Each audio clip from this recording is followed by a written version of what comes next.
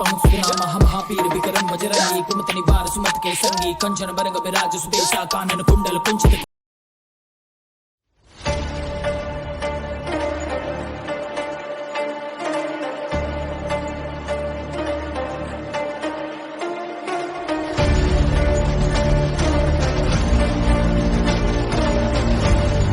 मित्रों, आज हम प्लास्टिक के जुड़ी मशीनों के बारे में जानेंगे। तो आज हम देखने वाले हैं इंजेक्शन मोल्डिंग मशीन के बारे में। तो चलिए वीडियो को स्टार्ट करते हैं। इंजेक्शन मोल्डिंग मशीन में किस जगह में क्या पार्ट लगा होता है इसके बारे में हम जानेंगे। बेसिकली इंजेक्शन मोल्डिंग मशीन दो पार्ट में बटा होता है, एक होता है इंजेक्शन यूनिट और दूसरा होता है क्लैंपिंग यूनिट। ये है मित्रों स्क्रू कनेक्टिंग एरिया। यहाँ पे स्क्रू है जो हमारा कनेक्ट होगा।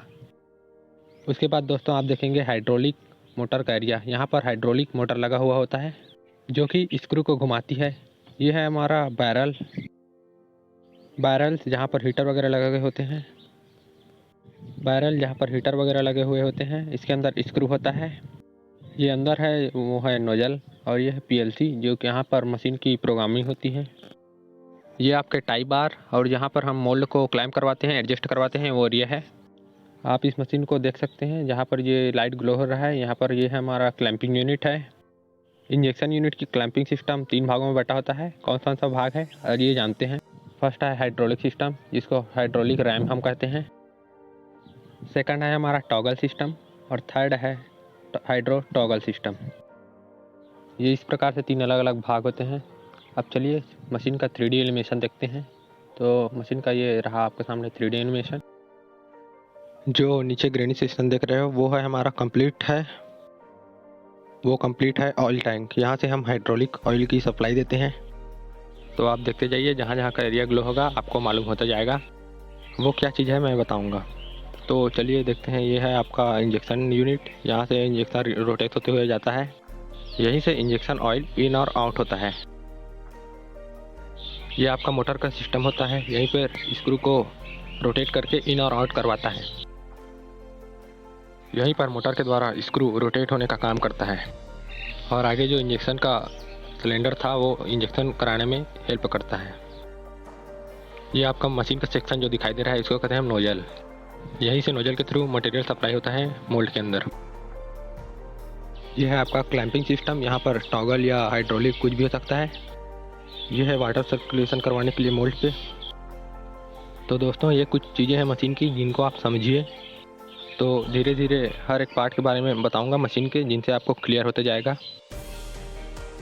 तो ये जो पार्ट आपको दिखाई दे रहा है ये है हॉपर में हम मटेरियल को स्टोर करते हैं। यहाँ पर आप हॉपर डायर भी लगा सकते हैं या फिर सिंपल हॉपर भी यूज कर सकते हैं। तो ये हॉपर से मटेरियल सप्लाई होकर जाता है सिलेंडर से बैरल में ऑलरेडी क्या लगे हुए थे, हीटर्स लगे हुए हैं। हीटर जो हीट करता है और बैरल के अंदर एक रेसिप्रोकेटिंग स्क्रू लगा हुआ होता है। तो रेसिप्रोकेटिंग स्क्रू क्या करता है, स्क्रू रोटेट होते हुए अपने फ्लाइट को मटेरियल को आगे की तरफ ले जाता है। शियर फोर्स के कारण जब इसके आपस में फ्रिक्शन जनरेट होता है तो भी यह गर्म होता है। इस तरह से मटेरियल पिघलता है गर्म होके। और इसके साथ साथ यहाँ पर बैंड हीटर लगे हुए होते हैं। बैंड हीटर जहाँ पर हम टेम्परेचर सेट करके रख देते हैं और इसके हिसाब से जो मटेरियल है उसके हिसाब से हम उसमें टेम्परेचर फिक्स कर देते हैं और उसके हिसाब से यहाँ पर वो मटेरियल पिघल जाता है। तो इसके साथ साथ यहाँ पर थर्मोकपल लगा हुआ होता है। थर्मोकपल हमें यहाँ बताता है कि इस जोन पे कितना टेम्परेचर है। यहाँ हमें मॉनिटर पर दिखाता है। जैसे कि एक जोन का टेम्परेचर हमने सेट किया 200 तो हमें बताएगा मॉनिटर पे 200 ऐसे करके। अब हमारा मटेरियल जो है पूरी तरह से मेल्ट हो गया है। इसको प्लास्टिसाइड कहते हैं, हिंदी में इसको पिघल गया करके बोलते हैं। अब इंजेक्शन के द्वारा हमने इंजेक्शन करवाया। आप देख सकते हैं किस प्रकार से यहाँ पर इंजेक्शन हो रहा है।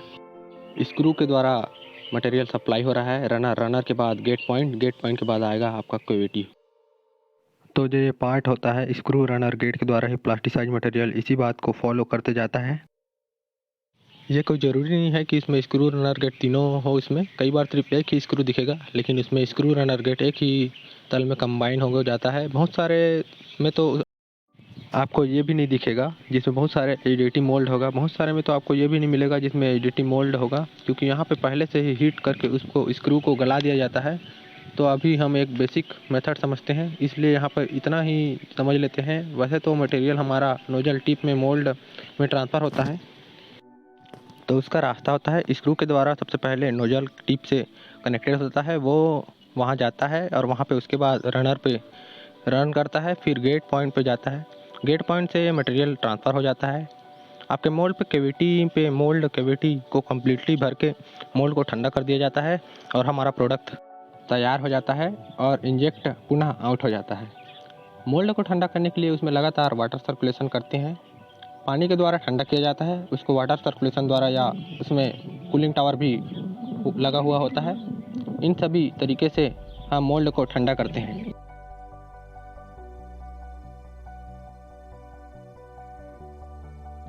अब आते हैं मोल्ड के अंदर। मोल्ड के अंदर क्या होता है, पहले तो आपके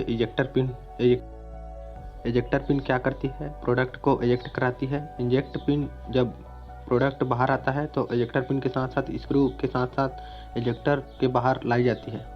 इसके साथ साथ ये इजेक्टर हाउसिंग है, यहाँ पे इजेक्टर के द्वारा इकट्ठा होते हैं। यहीं पर प्लेट के पीछे ये फोल्डेड होते हैं। इजेक्टर के बेस होता है वो दिखाई दे रहा है, यहाँ पे मोल्डेड होता है। जिधर मोल्ड होता है उधर मोस्टली आपका कोर का सेक्शन होता है।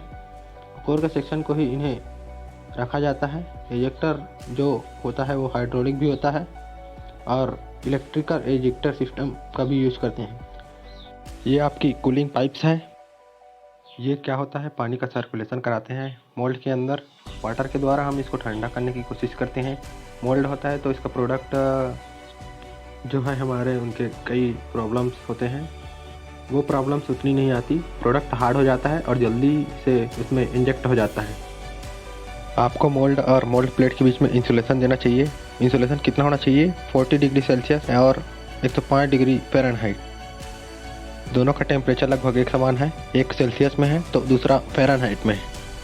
जो मोल्ड प्लेट है हम उसके बीच इंसुलेशन क्यों दें, इसलिए दें क्योंकि आपका जो टेम्परेचर है वो वेरी करेगा और मोल्ड प्लेट के अंदर वरना हर एक कोने का अलग अलग टेम्परेचर हो सकता है। उसके साथ साथ थर्मल एक्सपेंसर भी नहीं होगा। प्लेटों के हीट के कारण बड़ी नहीं हो सकेंगी, बार बार स्पेंड नहीं करेगी। उसके साथ साथ आप देखेंगे कि इसका पूरा फीड सिस्टम वेरी हो जाएगा। ये स्क्रू है आपका, यहीं से नोजल टिक से मटेरियल आता है जो पिघला हुआ होता है प्लास्टिसाइज। उसके बाद रनर में दौड़ता है, रनर में मटेरियल रन करता है, फिर सब रनर से होते हुए गेट पे पहुंचता है। गेट पॉइंट के बाद मटेरियल आपका कैविटी में जाता है, कैविटी में जाके प्रोडक्ट तैयार हो जाता है। बात करेंगे आप रनर शेप के बारे में। रनर जो है वो बेसिकली 3 टाइप की होती हैं, ज़्यादातर आपको देखने को मिलेंगे। रनर शेप में, ट्रापेजॉइड शेप में और हाफ राउंड शेप में।